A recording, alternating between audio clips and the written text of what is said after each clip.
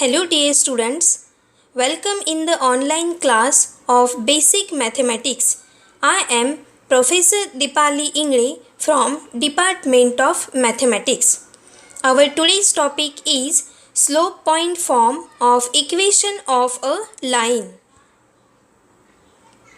Let us see course outcome. Use the given condition of straight line to solve basic engineering problems. Now learning outcomes. After watching this video, you will be able to write the equation of straight line in slope point form. Slope point form में straight line की equation कैसी होती है यह आप बता सकते हो, लिख सकते हो.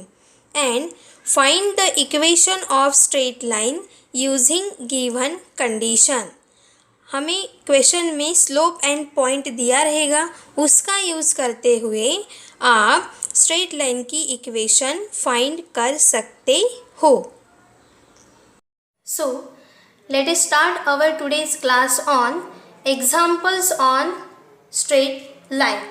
So dear students, आज के लेक्चर में हम क्या देखने वाले, एग्जाम्पल सॉल्व करने वाले. प्रीवियस लेक्चर में हमने क्या देखे हैं, फॉर्म्स देखे, स्ट्रेट लाइन के फॉर्म्स कैसे कैसे फॉर्म थे वो.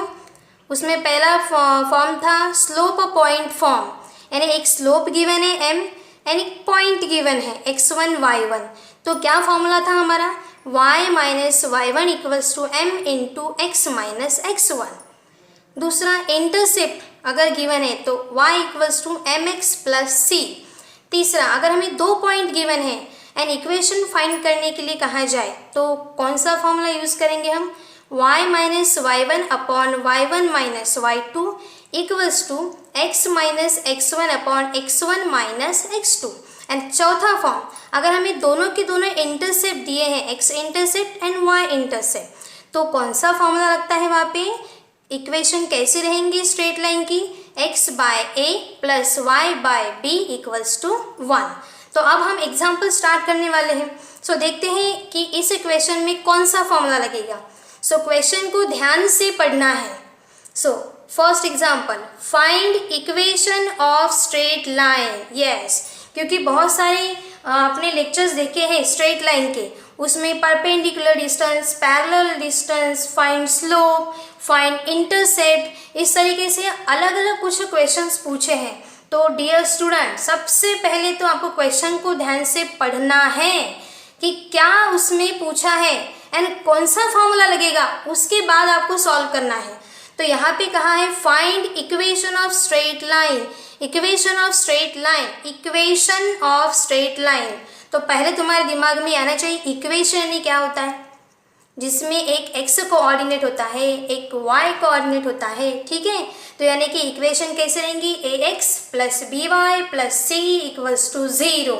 यस, तो जाके आपको फॉर्मूला क्लिक होगा. राइट, तो आप देखते हैं हमें इक्वेशन तक पहुंच गए तो आपके दिमाग में 4 फॉर्म आ गए. ठीक है, slope point form, intercept form, ठीक है, 2 point form and double intercept form. अब चेक करते हैं क्या गिवन है, उसके हिसाब से हम चारों में से एक फॉर्मूला यूज़ करेंगे. ठीक है, ध्यान से समझ में आएगा. इक्वेशन फाइंड करना है तो आपका ध्यान कहीं डिस्टेंस वाले फॉर्मूले पे चला जाएगा क्या, बिल्कुल भी नहीं.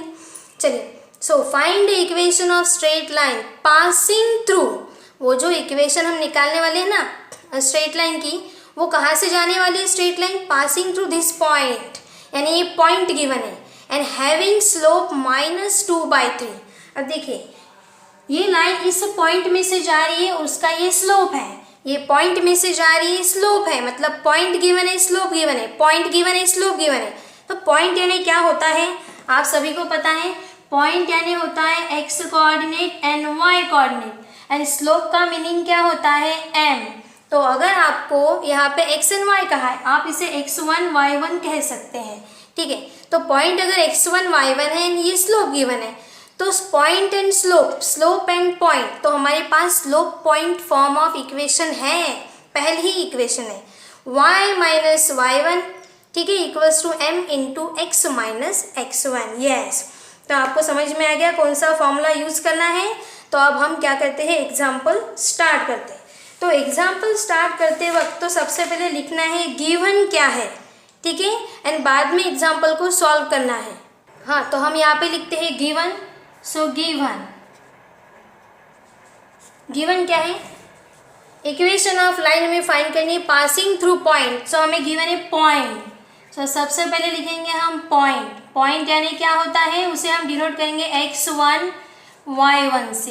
क्या है x1 y1 पॉइंट, यहाँ पे ध्यान से 4 -5। यस, तो पॉइंट गिवन है 4 -5, यानी ये x1 है एंड ये y1। उल्टा होगा क्या, ये y1 एंड x1 नहीं, हमेशा पहला कोऑर्डिनेट x एंड दूसरा y।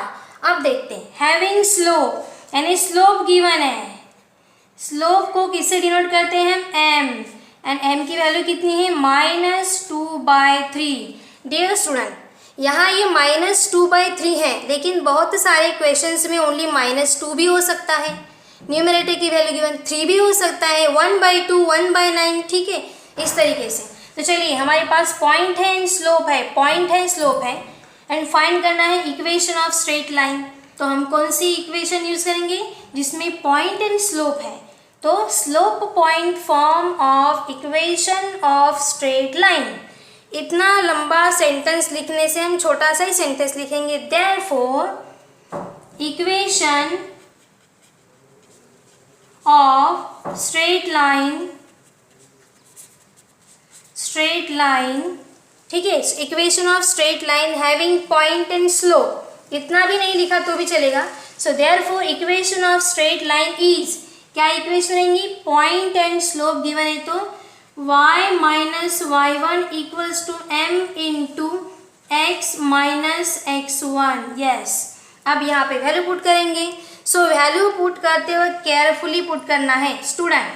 हमें क्या मिलने वाला है, equation of straight line. Equation, तो इक्वेशन में एक x कोऑर्डिनेट होता है, एक y कोऑर्डिनेट होता है। तो ये x एंड y कोऑर्डिनेट की जगह पे हम कुछ भी पुट नहीं करेंगे, ये जैसे के वैसे ही रहेंगे, ठीक है।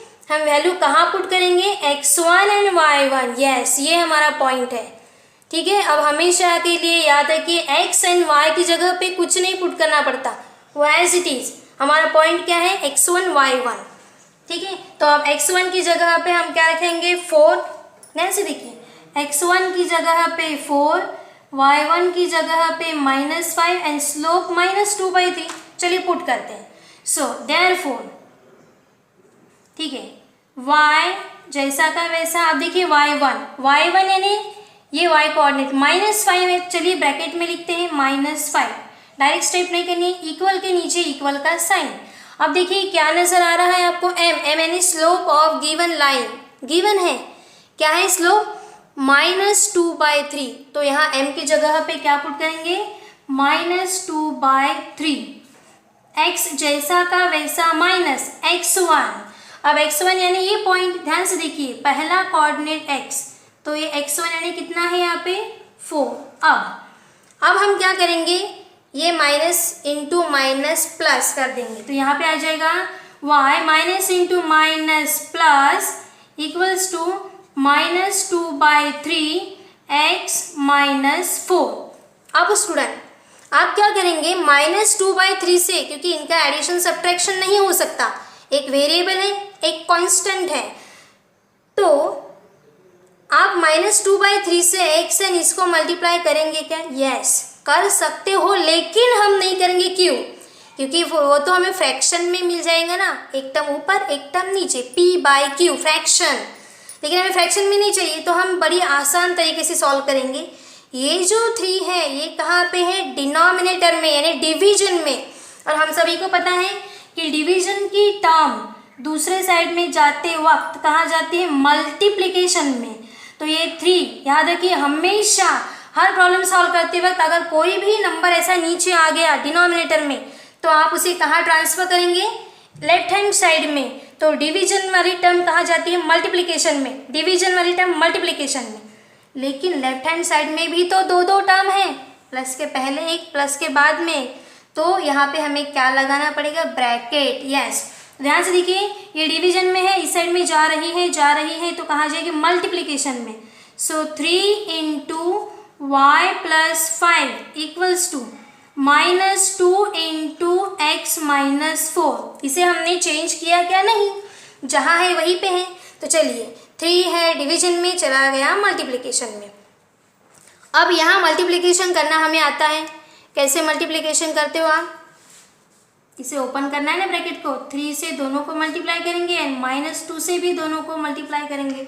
चलिए मल्टीप्लाई करते हैं। 3 into Y 3y plus 3y, हाँ 5 इंटू 3 15, -2 इंटू एक्स -2x, यहाँ पे देखिए दोनों माइनस है, minus into minus plus and 2 into 4 8। चलिए यहाँ तक पहुँच गए।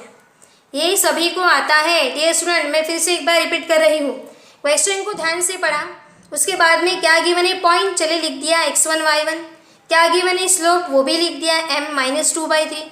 अब जब पॉइंट एंड स्लोप गिवन है तो वही इक्वेशन हम यूज करेंगे जिसमें पॉइंट एंड स्लोप है।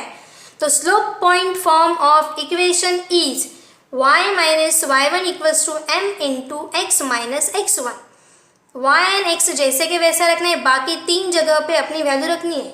y1 यानी -5, m यानी -2/3 एंड x1 यानी कि 4। चलिए रख दी, 3 को ट्रांसफ़र कर दिया, यहाँ माइनस इंटू माइनस प्लस कर दिया, पहले 3 को ट्रांसफ़र कर दिया। अब 3 से दोनों को मल्टीप्लाई, -2 से दोनों को मल्टीप्लाई। अब क्या करना है? अब डियर स्टूडेंट, या तो ध्यान से सुनिए, या तो लेफ्ट हैंड साइड को राइट हैंड साइड में लेकर जाइए, या फिर राइट हैंड साइड को लेफ्ट हैंड साइड में, दोनों ही तरीके से आपका आंसर सही रहेगा। ठीक है, समझ में आ रहा है? क्या करना है आपको, कोई भी एक साइड को खाली करिए। अगर मैंने लेफ्ट हैंड साइड उस साइड में लेकर मैं चले गई तो मुझे पता है यहाँ तो कुछ रहेगा ही नहीं, तो यहाँ कुछ नहीं रहेगा, मतलब यहाँ क्या रहेगा? 0। यस। और अगर आप राइट हैंड साइड ट्रांसफ़र करते हो तो यहाँ क्या हो जाएगा? 0।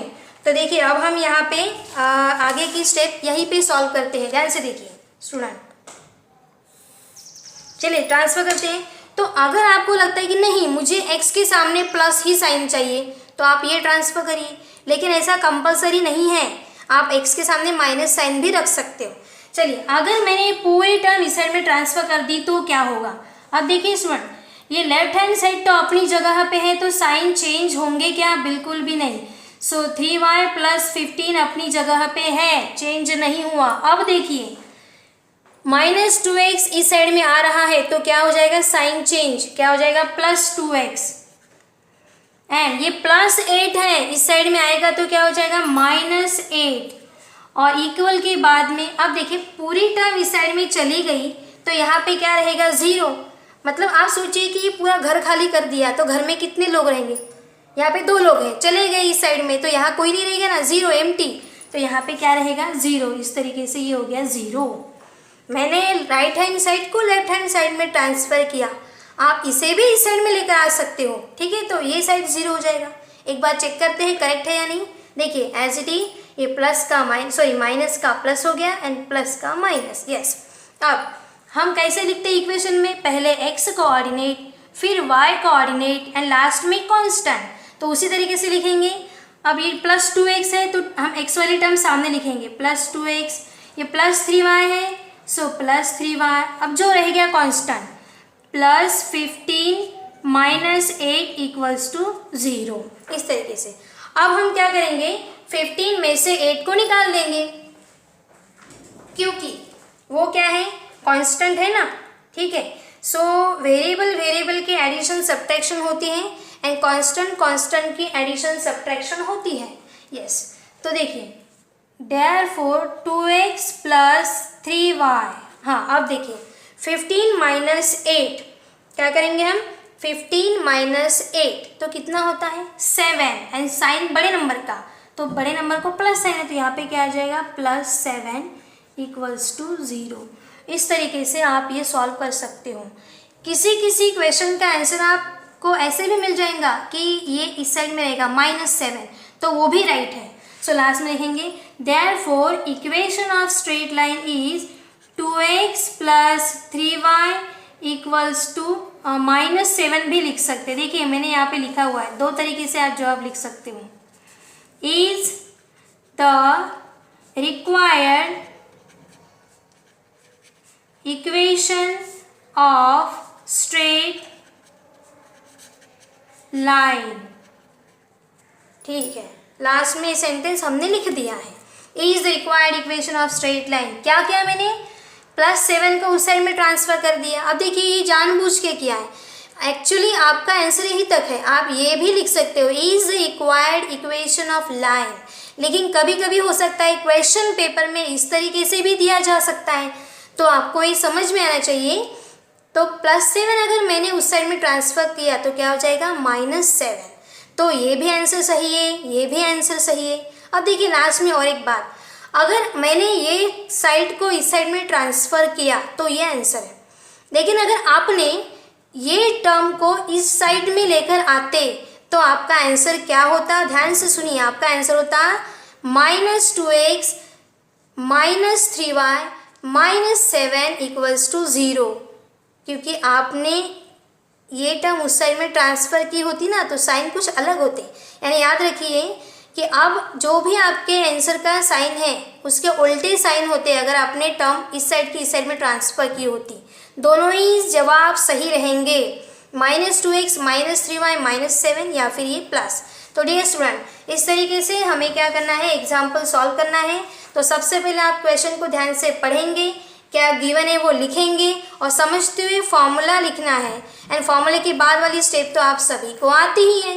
तो याद रखिए अगर यहाँ ओनली -2 है तो सीधा सीधा आप मल्टीप्लाई करेंगे और प्रॉब्लम को सॉल्व करेंगे, लेकिन कोई नंबर फ्रैक्शन में मिल जाए तो उसे ट्रांसफ़र करना है, और ट्रांसफ़र करने के बाद मल्टीप्लाई किया और कोई भी एक साइड को खाली कर दिया और ये हमारा last answer.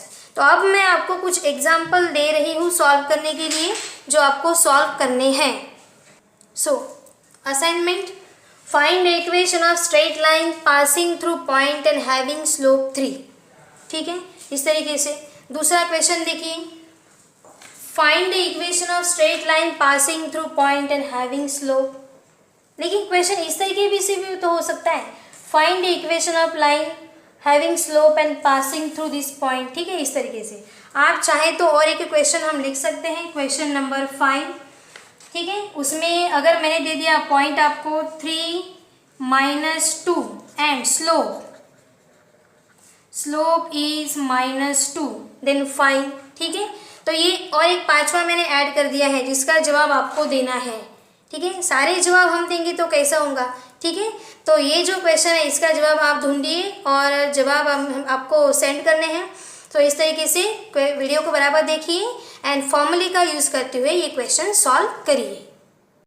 So our upcoming topic will be examples on equation of straight line.